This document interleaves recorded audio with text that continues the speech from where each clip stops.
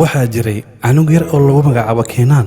waxa uu ka dhashay qoys normaal ah orodka hooyadii ayuu ahaa aad ayna u jeclayd maalin ayay asagoo hurday ka soo tagtay waxayna u soo baxday bannaanka si ay beerteeda u soo waraabiso intii ay halkaas ku maqnayd gurigii ayaa dabka qabsaday waxayna u carartay dhankii guriga si ay canugeeda u soo badbaadiso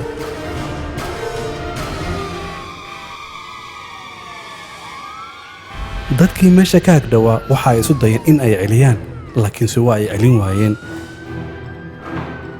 gudaha ayay gashay waxayna aragtay canugeedii oo dhulka yaalla oo oynaya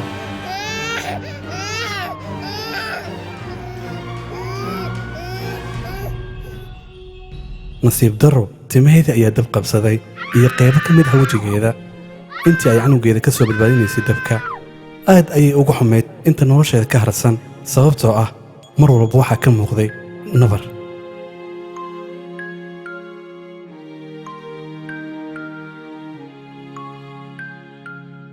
wiilkii waa uu weynaaday maalqabeen ayuu noqday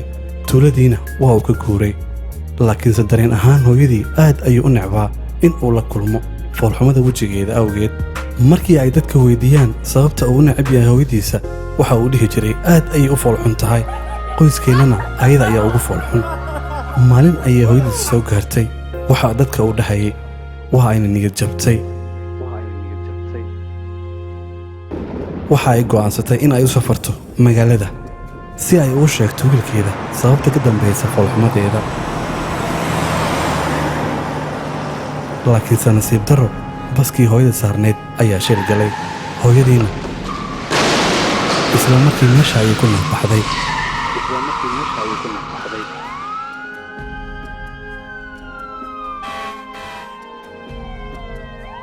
wiilkii ayaa maqlay akhbaartii waxa uuna dareemay farxad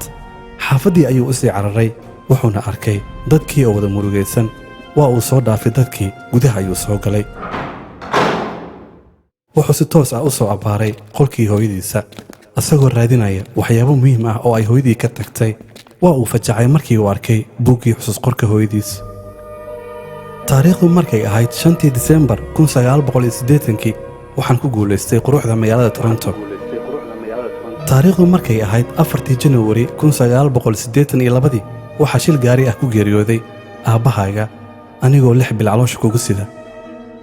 taariikhdu markay ahayd 2 Julaay 1983 waxaan dab ka badbaadiyey wiilkayga aan jeclaa laakiin nasiib darro waxaan ku waayay timahayga iyo qaybo ka mid ah wejigayga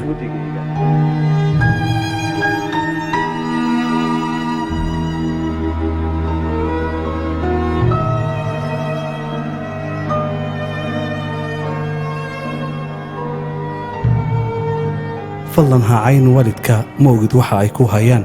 laakiin waxaad dareemaysaa markii ay kaa fogaadaan